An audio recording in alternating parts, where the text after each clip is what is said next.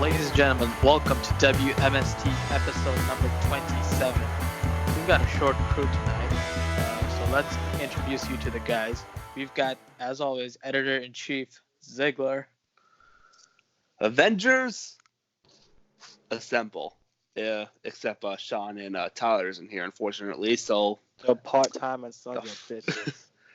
I swear to God, if I had $1 for every time Tyler and Sean is an episode, I'd be rich enough to buy my own Camaro, probably. Anyways, go on. True. A little bit no shows. And here is your favorite weirdo and mine, Cam. Hello. He would like to be referred to as the man. He would like to be referred to as your favorite weirdo and mine, Cam. Was that a Kawhi laugh? Damn. I fucking heard his laugh before. It's funny as hell. We can edit some of this out. Is Cam trying to be director here? No, I just don't want to hear people riffing. Hear me riffing. This Jericho Wyatt match isn't bad. It's decent enough. Didn't they have one like a Battleground or Payback? Yeah, Battleground. That's the one Jericho won. SummerSlam. They had a cage match on Raw. Wyatt won that. It was supposed to be kind of his launching feud. Like after he lost against Cena, this was supposed to be the feud that fixed Bray Wyatt's momentum, but I don't think it did. But I think Wyatt should have had one match where Cena just basically squashed all three Wyatts. Right. Oh, yeah. I think Wyatt definitely. I have a poster of that. Wyatt definitely should have beat John Cena at Mania. True. Oh, there's the Exorcist pop. I'm surprised how much they got away with that Wyatt family gimmick, because that's like a knockoff of the Manson family. True. I'm surprised how they got away with that, but you know. It's more Duck Dynasty and Manson. Dynasty. It was still a cult. Yeah. And there's the Exorcist pop up that I'm looking at. Also, he's lost a ton of weight. I'm glad he's lost definitely. A lot of weight. Yeah. The Fiend. What do you think of that new mask? It's pretty dope. Yeah, it looks like the mask you would create on 2K in like a good way. I think it's inspired by 52 Joker. Oh, that's dope. Oh, wow. It actually reminds me of that one. If you played the My Career mode in 2K19, you know that mask in the game? The generic wrestler Lucha mask. Yeah, kind of the teeth remind me of that mask. Like it's almost reminds me of Evil Uno. It's kind of like a Slipknot mask. Yeah. So is he gonna wrestle with the mask? That I don't know. Yeah, that's what I was wondering. He most likely is. Like he can probably he can't see out of it. Because from what I understand, the Fiend and Bray Wyatt are two different characters, like Mick Foley and Cactus Jack. It's like a Mankind thing. It's like you keep the mask on while you're competing and while you're doing everything. Right. Also, don't let the Fiend talk. Don't let him talk. Right. I find that interesting. It's like his alter ego is like the Fiend. It's like Dr. Jekyll and Mr. Hyde. Right. Exactly. Like I think they were doing that with Kane at one point, but that ended up. They did that with of course. They did that with the Abyss in TNA. Like they did that with Kane. Like remember in 2015 when Kane was feuding with Rollins? Yeah, he was authority figure and he was the masked Kane. That's Jekyll and Hyde Kane. Yeah. Codebreaker. Yeah, that was poorly executed. Like on paper, it wasn't bad. It's just, When is Kane going in the Hall of Fame, man? When is Taker getting into the Hall of Fame? When is Rock getting in the Hall? When is Christian getting in the Hall of Fame? When is Jericho getting in the Hall? When is Chris Benoit getting in the Hall? That past never. Hey, he was an amazing wrestler. Like you can't promote a dude that murdered people. Allegedly. You know, maybe somebody should come up with a Pro Wrestling Hall of Fame. Ooh. Like, you know how they have the Basketball Hall of Fame? Yeah. They should make it a Wrestling Hall of Fame where every promotion. I don't know if they have no, not amateur wrestling or freestyle wrestling, like Pro Wrestling Hall of Fame. Yeah, but they should make it like a whole ceremony like they do with the basketball, where like every promotion's like any promotion too. Right. Like all the history.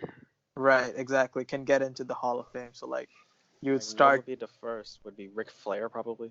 Yeah, Hulk Hogan, Steve Austin, Katsuyori Shibata yeah. from NJPW. Remember he headbutted Okada and Right. he had to like, retire. Yeah, like Antonia Inoki, like those kind of like big names from all those promotions. I still miss Shibata. I wish he didn't do that headbutt. Fuck. Yeah, that's sad. F's in the He was chat. such a great wrestler too. So he's never coming back, ever. We'll never say never. Look at Daniel Bryan. Yeah, but his was like gruesome. But I was like, well, maybe he can recover in like 2-3 years, maybe. Yeah. Yeah, Daniel Bryan, it took him like 3 or 4? Yeah, like no, Yeah. It took him like 2 years.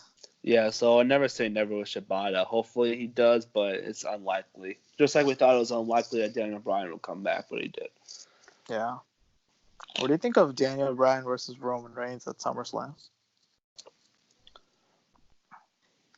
Bryan. They do have. I was hoping his like career altering announcement on SmackDown was that he was going to go to NXT.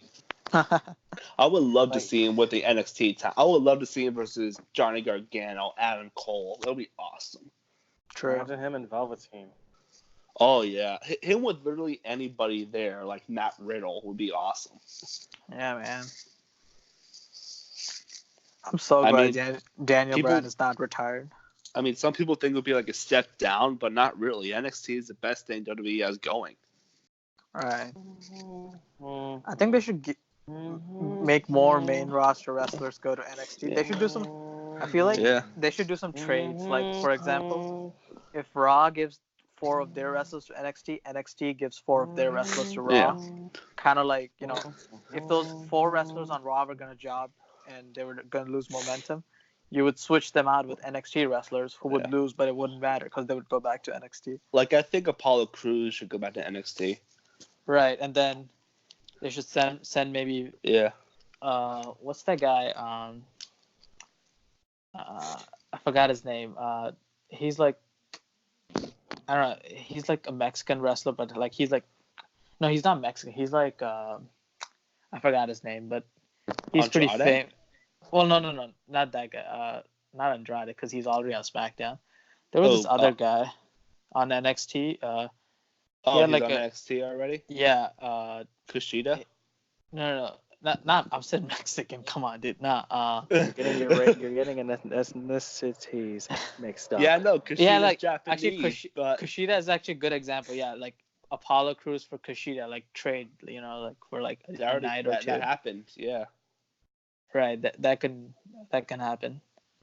Well, it already happened. I forget this wrestler's name. Oh, they traded?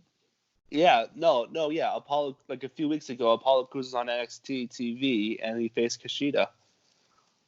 Oh. It was a great match. I haven't seen Apollo like that in forever, so it was great. Yeah. Yeah, like, or maybe one more week, Apollo can stay down at NXT and then they can bring up Kushida for a one-off match on Raw. Yeah, I just want like wrestlers who are not getting a chance on the main roster, just bring it back in NXT. Actually, that's something I would be interested in. Like, if they do something like some NXT wrestlers on Raw. Like, they don't have to make the Raw wrestlers job out to other wrestlers. They can just have some NXT guys come up and job. Like how they brought back Tyler Breeze in NXT full time, and now Fandango. It looks like. Fandango. Well, Fandango's been injured too, so. Yeah, when is he coming back? Oh, he already did come back. He's in NXT now, basically doing a cameo run. I think he's gonna do like a tag team with Tyler Breeze and go for the title. They're gonna do Breezango again.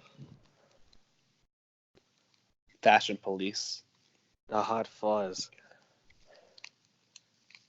Point Break.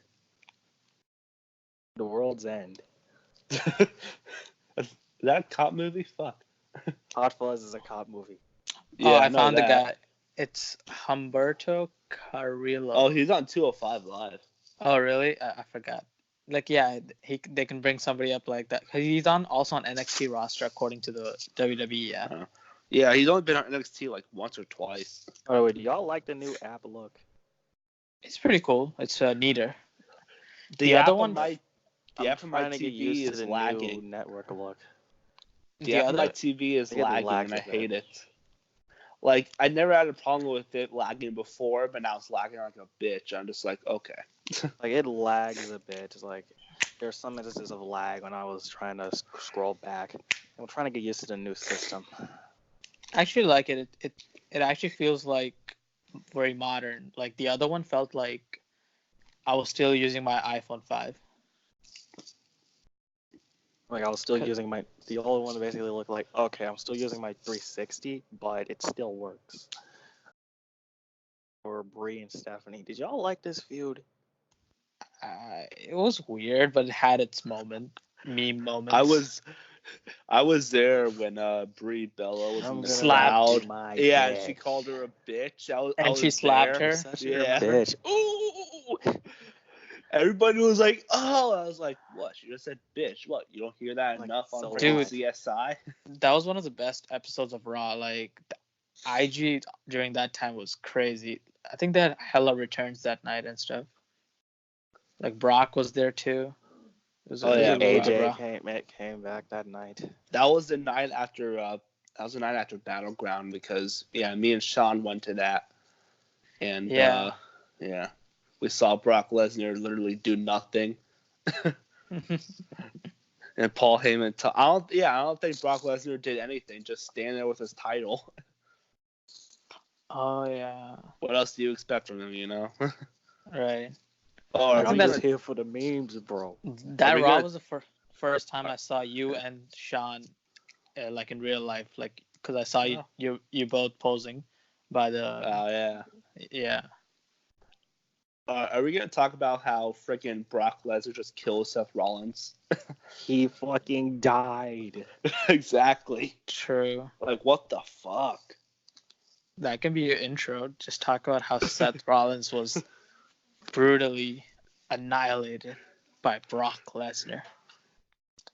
Yeah. All right. So tonight, we're gonna talk about Once Upon a Time in Hollywood. We'll give you our spoiler talk on it. We're going to review Hobbs and Shaw, and we're going to talk NXT TakeOver. All right, so here is Ziggler with his review for Once Upon a Time in Hollywood, with spoilers included. So, Ziggler, what did you think of the movie? Yeah, spoiler warning. If you don't want to hear spoilers, get the fuck out. All right, anyways, the movie was good. It wasn't the best, but, it wasn't Quentin Tarantino's best work, but it was still very good. My favorite character, of course, was Cliff Booth. I think it's his name, Cliff Booth. Yeah, correct. Was played by Brad Pitt.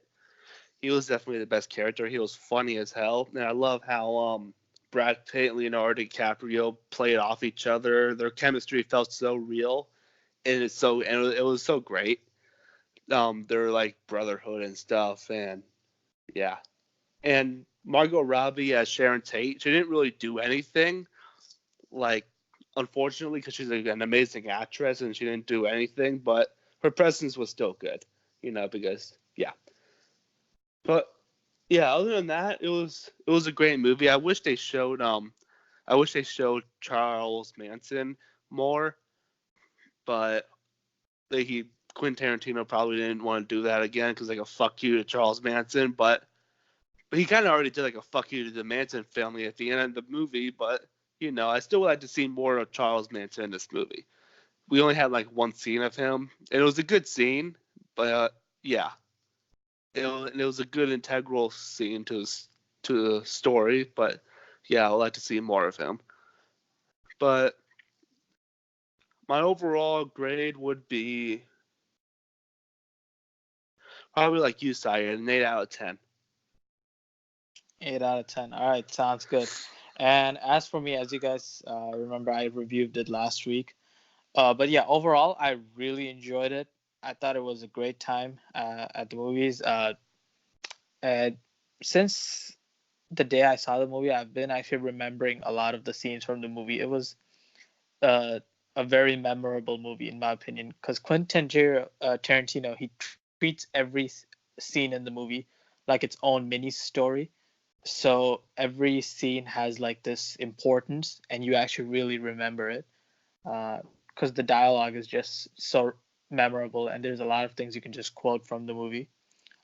One thing a lot of people were talking about with this movie were how uh, Tarantino had uh, like women's feet on the screen so much. Like, Wait, they don't show the murder, do they? no, they didn't. So I'll actually get into the third act a little bit. But yes, I mean, they mostly showed Margot Robbie's feet when she was in the theater. Where do we start? First of all, Cliff is on acid. Like, he's smoking acid. Yeah. My friend was losing it. He's literally smoking acid from the Manson family. The one he got 6 months ago, and he just kept it. Yeah, and it was like an acid dipped cigarette. Right, that scene made it even more funny. And then when the family came inside, the three members, oh my god, they got Brandy the Pitbull.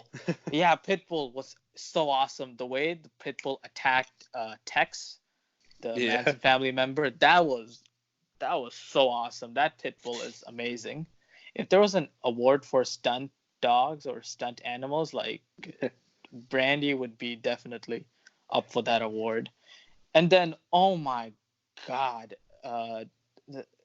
just the sequence after that attack with the girl getting stabbed. I forgot her name, but the girl's played by Dakota Fanning and Margaret Qualley.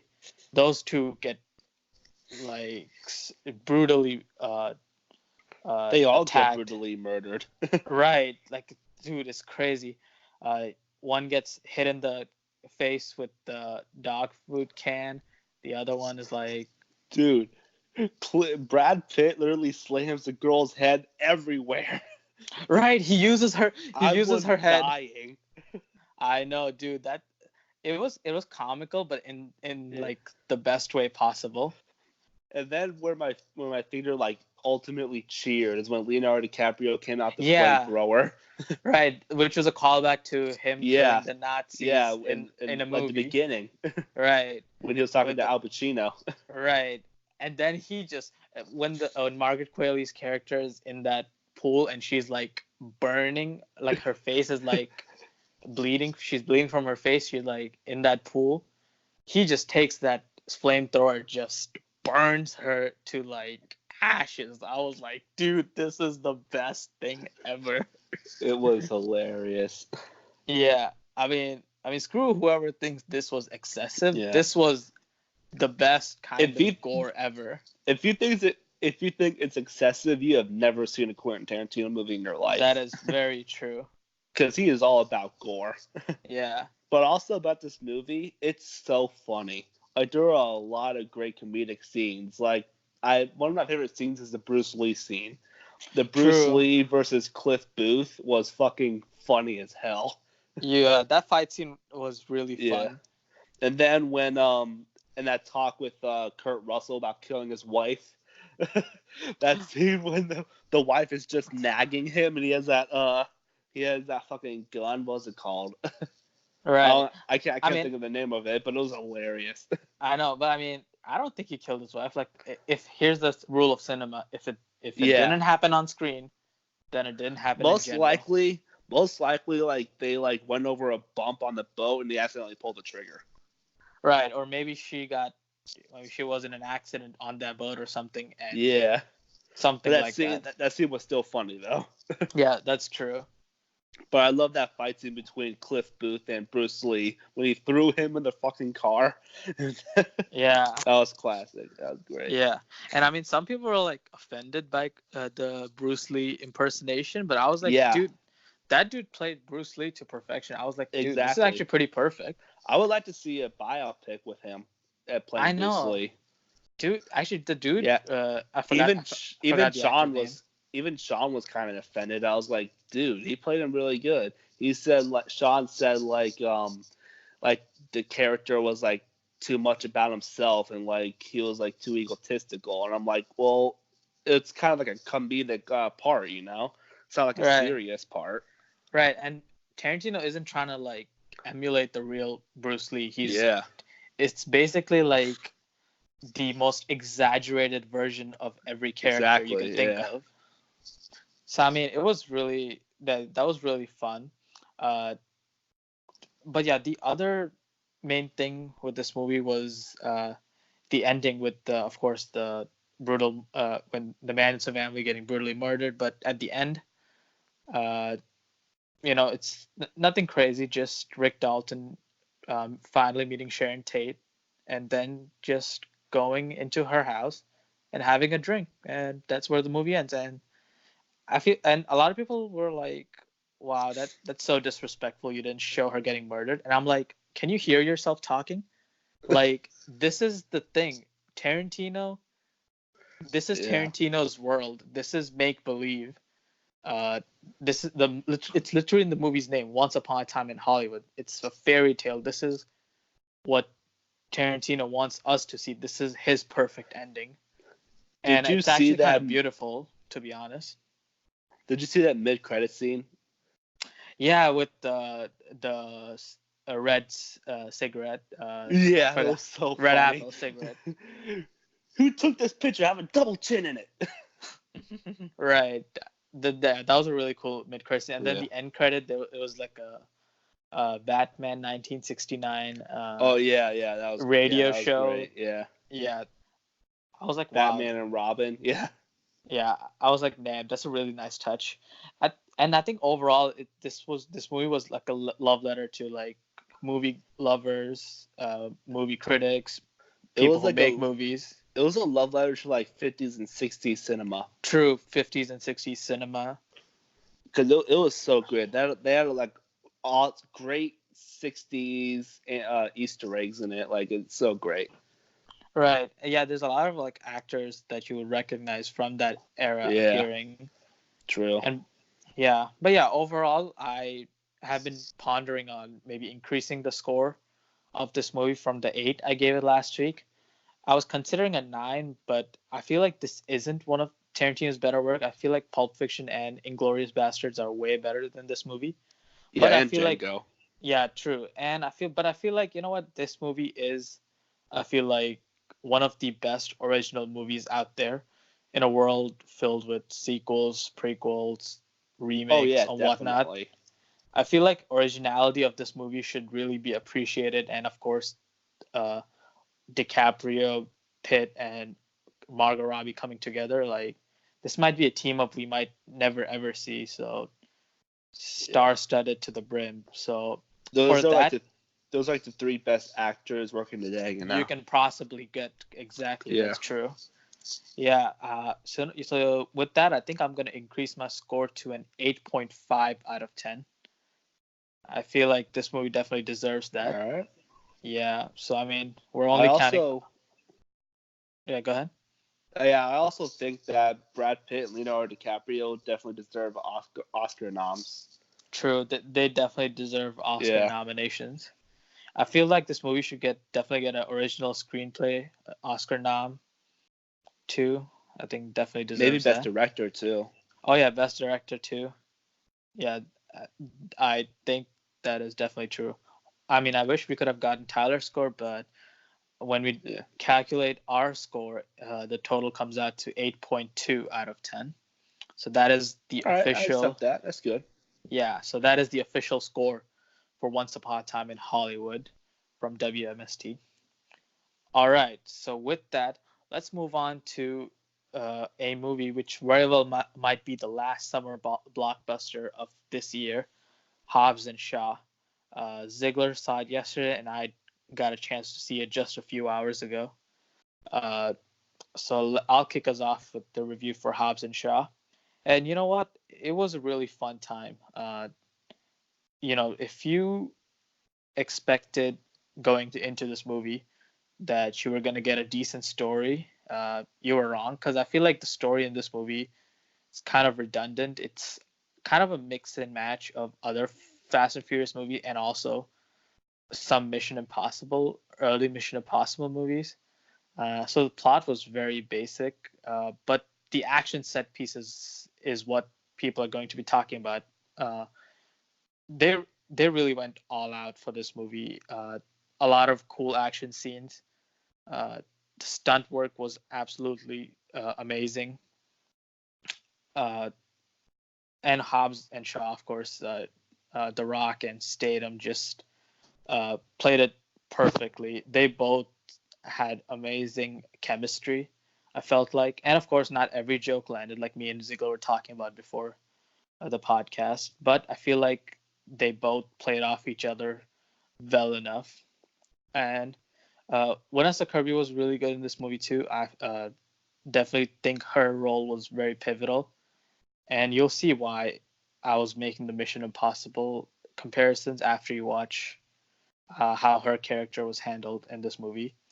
And of course, Idris Elba played, Black Superman in this movie. I think he was really good in this movie. He didn't get to act much, but I feel like his character was very formidable. He was very menacing. And that's pretty much all you can ask for in a movie where you kind of know that Hobbs and Shaw are going to look like badasses and they aren't going to look as beaten down as you would think, a person in that situation would be. So yeah, I didn't really make any notes since I just watched it a few hours ago, but initially I thought it was fun and definitely a worthy summer blockbuster in my opinion. So my score for this movie is going to be a low 8 out of 10. All right, Ziggler, what was your thoughts on Hobbs and Shaw? Yeah, I saw it last night with Sean, and I think we have different opinions on it because I think he actually liked it like more than I did. I'm not the biggest Fast and Furious fan. I mean, I used to be. My favorite Fast movie is definitely Fast 5, but after like around like Fast and Furious 6 or 7, it just kind of got like too wacky and too ridiculous for me, I guess. And I was going into this one like, I was like going into this being like, oh yeah, it's just gonna be like another wacky and fun time, and it kind of was, but that's pretty much all. I mean, The Rock literally plays The Rock, which is not a surprise because he always plays The Rock in every movie he's in, or almost every movie he's in. And yeah, I mean, Jason Statham was really good. I can't tell you my favorite part because it's a spoiler, so unfortunately I can't. I guess we'll get into that next week. But yeah, other than that, I liked Idris Elba. He was good. I love Idris Elba. He's one of my favorite actors, and I hope he becomes the next James Bond after Daniel Craig is done with Bond 25, and I hope he becomes Green Lantern too, as we're always talking about. That's like an ultimate fan casting, and hopefully they do that. But yeah, this movie the action was getting too ridiculous for me, and I know it's a Fast and Furious movie, so I knew what I was walking into, but it was still getting too ridiculous for me. So I didn't really have a good time. Like, that's what like Mission Impossible does, right? Like Mission Impossible is so great. It's like Mission Impossible gets better with every other movie. Like, it just gets better. And Fast and Furious, not really. Even though it's like a spin-off, it's still a Fast and Furious movie, so yeah. I just prefer Mission Impossible, of course, over Fast and Furious. Because Mission Impossible, yeah, some of the action is like wacky, but it's not like too unrealistic. Which Fast and Furious action is way too unrealistic. And sometimes you can get away with that. You can get away with it in superhero movies, like in Endgame or Infinity War, but you cannot get away with it in real world with real people.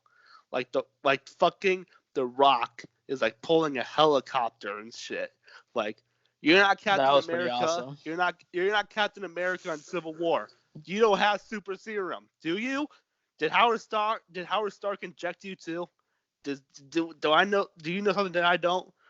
Do you have the superhuman thing that Idris Elba has? No? Then stop pulling the damn helicopter.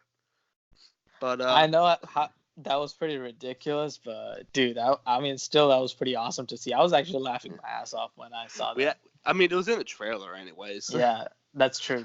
And commercials also. And also there was way too much slow motion.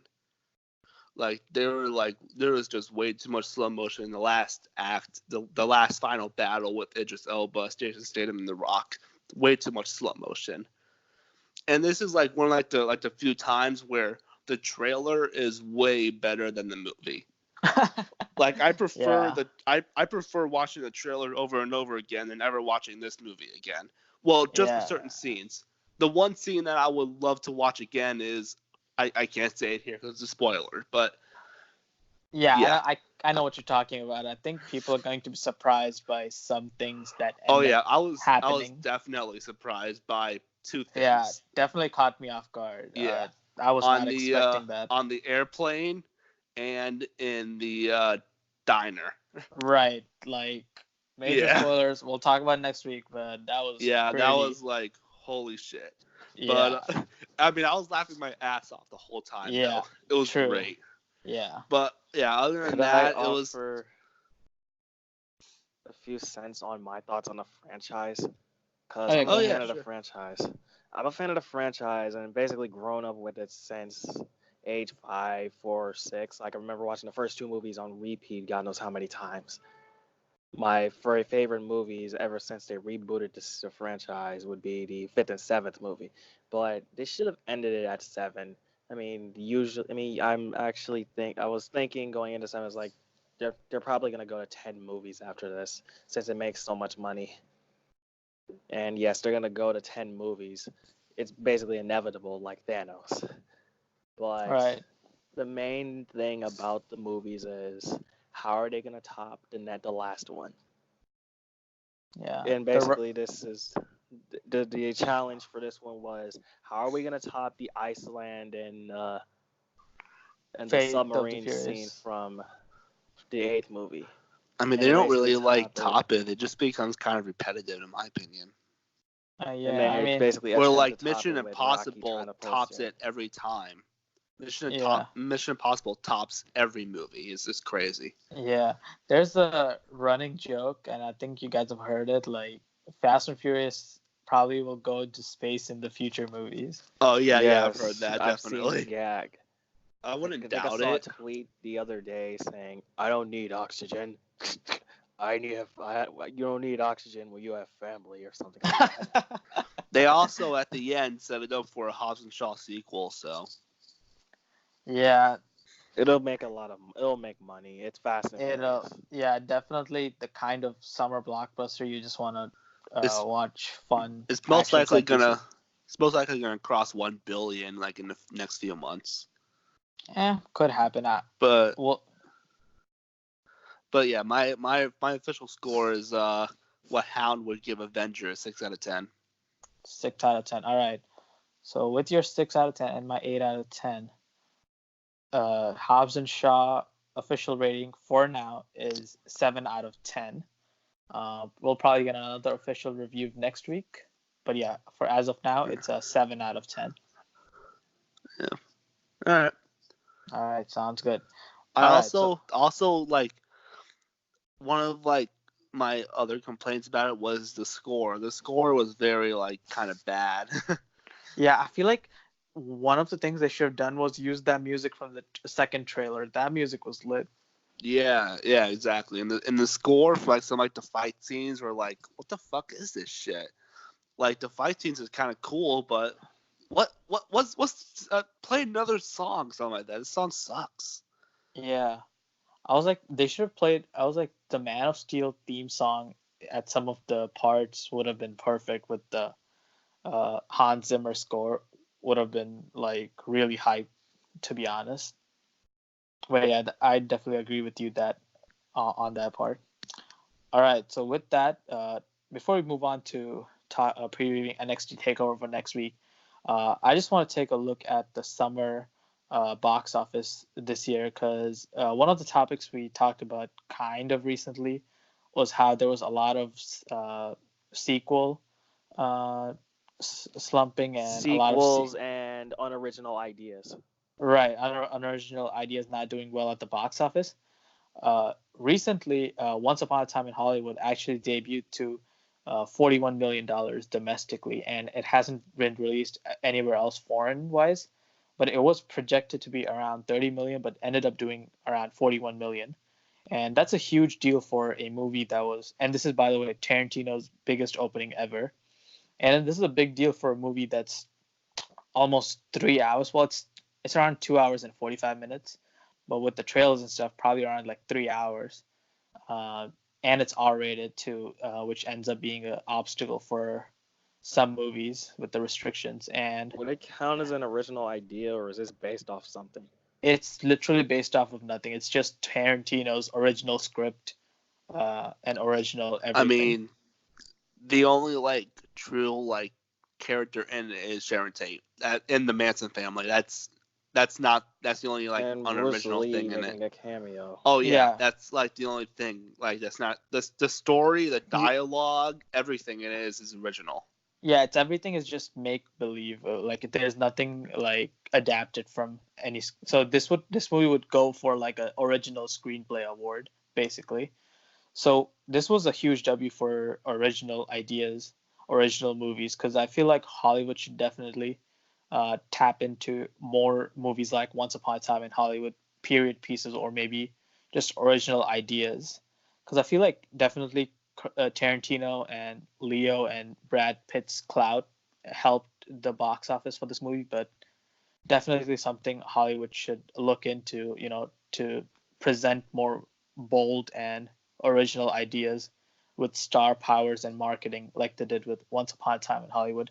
And of course, this summer has been pointed towards as a Disney summer, as The Lion King, Toy Story 4, and Spider-Man recently became $1 billion and of course movies. Endgame. Yeah, right. We'll and get Endgame. To that later. Right, and of course, before we get to Endgame, Aladdin also reached $1 billion, which is crazy to me. I feel like these movies would probably make $1 billion on their own if they were spread out, but the fact that these movies made $1 billion consecutively for Disney is mind-boggling, and also kind of tells you how much Disney's saturating the market with these live action remakes and reboots. Honestly, kind of sad to see them making so much money, but it is what it is. It's Disney. It's inevitable. Right, it's inevitable. Speaking of inevitable, MCU had an amazing year, capping off their Phase 3 with, of course, Captain Marvel, unfortunately, making $1.1 billion No, earlier. Fortunately. Don't worry, she'll get better eventually. Yeah. It's a good thing for Marvel. Well, hopefully she gets better directors. It's not a good thing for Brie Larson's ego.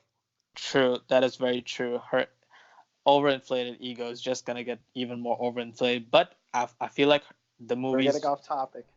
But the shortcomings of the movies weren't her fault, but still, it made $1 billion. Of course, Avengers Endgame became the highest-grossing movie of all time with $2.79 billion at the box office.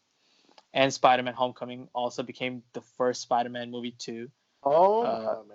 Sorry, Far From Home. My bad. I keep mixing them. Just like I mixed Toy Story 4 and 3, I mixed Homecoming and Far From Home. They just need to name it differently next time. But yeah, Far From Home ended up crossing $1 billion, first Spider-Man movie to do that. And because actually the highest grossing Spider-Man movie before this was surprisingly Spider-Man 3, which is something that Tyler would always be surprised about. Of course it would be the third Raimi movie. Yeah. After the success of the first two, of course it's going to be 3. Yeah. Surprised it's not the Amazing Spider-Man. Yeah. We don't talk about those movies. Yeah. And of course, Hobbs and Shaw obviously opened this weekend. It got 5.8 million from the Thursday previews and is projecting towards a $63 million opening, which would be a pretty solid opening for a Rock movie, who has done about that for each of his movie. But yeah, that is after Hobbs and Shaw. That's pretty much the end of the summer blockbusters. There's some other movies coming up, but they probably won't be as big as this one. So I would say overall it was a pretty good summer. Disney did a lot of the heavy lifting while other franchises lagged. But Tarantino's Once Upon a Time in Hollywood and shows us that there is room for original ideas and they can make money. All right, so with that, let's move on to our next topic. We're going to talk about NXT Takeover. As Takeover will be happening next Saturday, so we might not get to cover it before it airs. So we'll just talk about it tonight, and next week we'll be covering SummerSlam. And I'm actually kind of glad that SummerSlam and Takeover are happening in the second week of August because they usually happen early this year. Yeah, it usually happen at the end of August and stuff, and people are going back to school by that time, so it's like it doesn't have that summer feeling. But I feel like doing it now just it has the perfect summer feeling to the movies. I mean, my school doesn't really start until September, so it's like whatever to me. All right, so for matches for NXT Takeover Toronto, we've got Candice LeRae versus Io Shirai singles match. We've got Shayna Baszler versus Mia Yim for the NXT Women's Championship. And we've got Velveteen Dream versus Pete Dunne versus Roderick Strong, triple threat for the NXT North American Championship. And we've got Street Profits versus the Undisputed Era for the NXT Tag Team Championships. And finally, we've got the match, which isn't technically a 3 Stages of Hell match, but it is pretty much that. It's Adam Cole versus Johnny Gargano for the NXT Championship. So Cam, what are your thoughts on this card, and which match are you looking forward to the most? This is actually a really good looking card. As for the matches that I'm actually looking forward to, the 2 out of 3 falls match, while I gave it gruff for it being for them rehashing the 2 out of 3 fall stipulation since they did this for WrestleMania weekend, at least they're changing it up by actually adding stipulations to it. I mean, I don't know if they're going to actually top that, but I hope they do. I mean, I actually prefer their 25 match, to be honest, because the first 2 out of 3 falls match was kind of a slow burn. Hopefully this one actually picks up the pace. As for my matches to look out for, triple threat, both women's matches. Well, triple threat and both women's matches are my matches to look out for. Sounds good. And Ziggler, which matches are you looking forward to the most, and your overall thoughts on the card? Well, like Cam said, this is a great card, which we shouldn't be surprised because NXT takeovers are always great cards. Yeah, I mean there are like at least like 3 or 4 match of the year contenders on here, or match of the night. Well, there could be a match of the year. Most likely the match of the year would be Adam Cole versus Johnny Gargano in that 3 Stages of Hell. I cannot wait for that. Their last 2 matches were fucking incredible, and I cannot wait for that. Now on to the tag team title match. I can't wait for that either. NXT's tag team division is so goddamn good. Their tag team matches are just so goddamn good. I mean, they're really the best division, I believe, the NXT tag division, unless AEW is a good tag division too, but they've only had like a few shows, so I can't really say anything. But yeah, Let's I cannot just say wait. It's better than what's on TV nowadays. Yeah, that's true. But yeah, I really can't wait for the Street Profits and the Undisputed Era. That's gonna be a fantastic match. It's probably going to open too, so that's going to be a great way to kick off the pay-per-view or the special. I don't know what it's fucking called. I still call it pay-per-view. Yeah, me too. The thingy. The thingy, yeah, to kick off the thingy. And the triple threat match is going to be fucking insane. I cannot wait for that. Roderick Strong is such an underrated wrestler, and he's just so goddamn good. And I hope he wins. I'm really hoping he wins because he needs a title, and I think he'll be good with a North American title. And as for Dream, I don't want him to if he loses it, I don't want him to go to the main roster. I want him to maybe stay in NXT and maybe go after the NXT title, challenge Adam Cole in the near future, and that'll be cool. Velveteen Dream as the NXT champion, I would like to see that. And finally, Candice LeRae is getting her spotlight. Finally, not Johnny Gargano's wife anymore. Thank you. I love Candice LeRae. She's finally getting a one-on-one match. Finally, she's doing something. Exactly. Finally. And Io Shirai is a great competitor. They're two of the best female wrestlers in WWE right now, so it's most likely going to be a fantastic match. And this is the first time that they have two women's matches on a takeover, I think. So that's cool. Yeah, the women's matches are usually just a title match. Yeah. But yeah, it's a banger card, so a lot of match of the night contenders there. So true. I haven't been keeping up with NXT, but yeah, definitely gonna check out Takeover Toronto. One thing for me is though, I really hope WWE doesn't mess up Street Profits, because these guys, in my opinion, are the future of this business, both as singles and tag team competitors. I these think guys are money. Montez Ford is probably, I think, a future WWE champion. True. Can't even argue with that. All right. So with that, we're going to end this week's episode. Thanks so much for tuning in.